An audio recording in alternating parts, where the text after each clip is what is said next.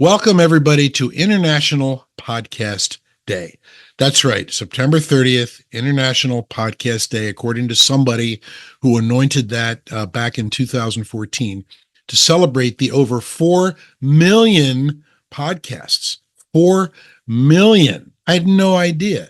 And then there's me and my little Type Tune Tint podcast here with my small but loyal audience. Hey, you got to start someplace, right? Not everybody's Joe Rogan. He's the single most popular podcast in the world. He's got, I read, 1 billion listeners.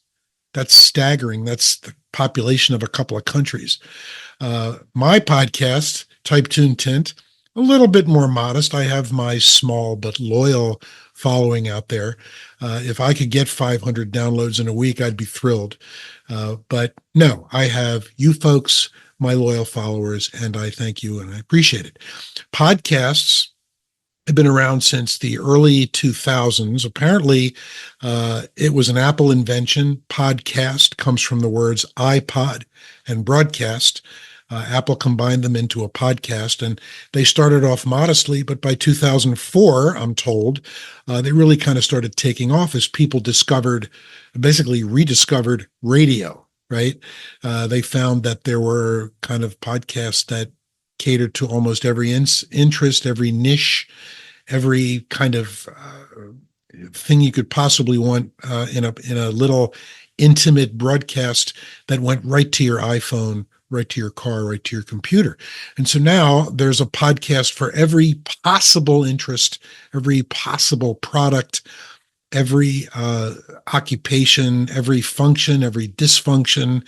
There's podcasts about mental illness, about mental wellness, you name it, and it's out there. My podcast, of course, as you all know, as my small but loyal audience, is about creativity and people who might not otherwise have found creativity, but found it in an unlikely place or found it later in life or whatever.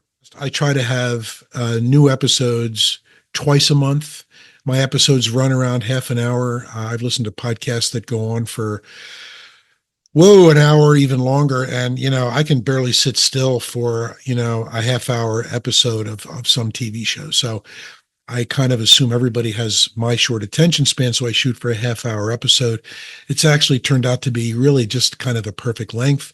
I usually interview my subjects for more than half an hour and then do a little bit of editing, usually cut out my own crap, and try to come up with a professional sounding and professional looking episode. I started doing these as videos in 2023 because it's a video world, Here's a reason why people can do podcasts so easily. It costs almost nothing to do a podcast.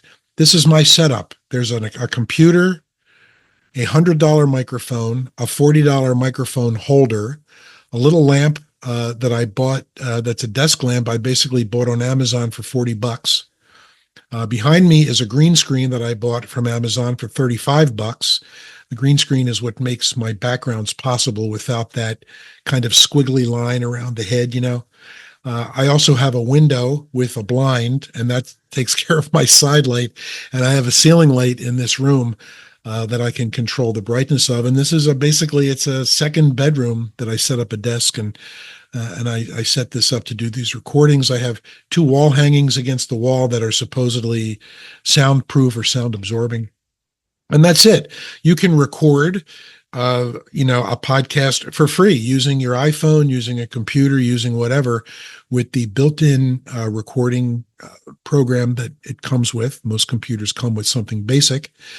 Some podcasts choose not to do any editing, which makes it simple. You record it, you hit stop, and you upload it to your podcast platform. That does bring me to the one area that's going to probably cost you, which is the platform to host your podcast. The reason that's important is because you want your podcast to be heard across all the available podcasting platforms, whether it be iTunes or Spotify or Amazon or whatever. There's, a couple dozen of those. Most podcast platforms will make it available across those. I do like to do a little bit of editing, mostly to cut out my own mistakes. To edit audio, you can do it for free. There are free open source programs out there that you can download for free and use for free, and they're not bad. You can look those up. I use Adobe Audition, which is part of the Adobe Creative Suite that I unfortunately already pay for the other Adobe products. You shop around and find yourself a program that works, because being able to edit, cut out your ers and your ums and your screw ups, and sometimes your subject might want to change an answer. It's good to be able to do that.